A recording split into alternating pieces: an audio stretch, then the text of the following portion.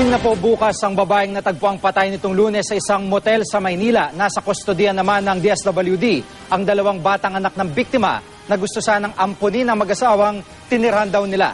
Nakatutok si John Consulta. Handa raw kumilos ang DSWD Manila para mapa-DNA test ang dalawang batang nasa kanilang pangangalaga sakaling kailanganin o di kayo ipang utos ng korte. Ito'y sa harap ng pagtanggi ni PO2 Ronald Fontihon na siya ang ama ng dalawang batang naulila ng inang si Kylie Ann Baroca. Si Baroca ay natagpuang patay nitong Lunes sa isang motel sa Maynila. Suspect sa krimen si Fontihon.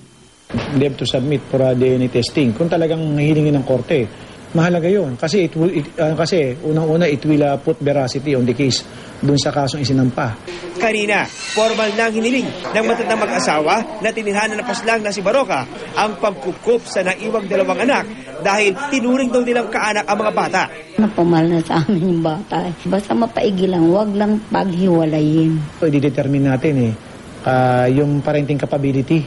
Inabutan naman ng GMA News sa MPD Homicide Section ang nagpakilala sa mga pulis na asawa umano ni PO2 Fontihon. Tumanggi siya magbigay ng panayam sa harap ng kamera pero bumiyahe raw siya galing Negros para suportahan ang kabiyak. Kagabi, sinamahan din ng DSWD ang isang nagpakilalang pinsan ng biktima na itinago sa pangalang Joy at dinala sa punerarya sa Blooming Treat para kilalanin ang bangkay ni Baroca. Pagbayaran yung ginawa niya. Kung siya pa ang pulis, siya pa ang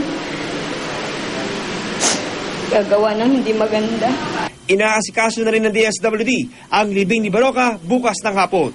John Consulta, nakatutok, 24 oras.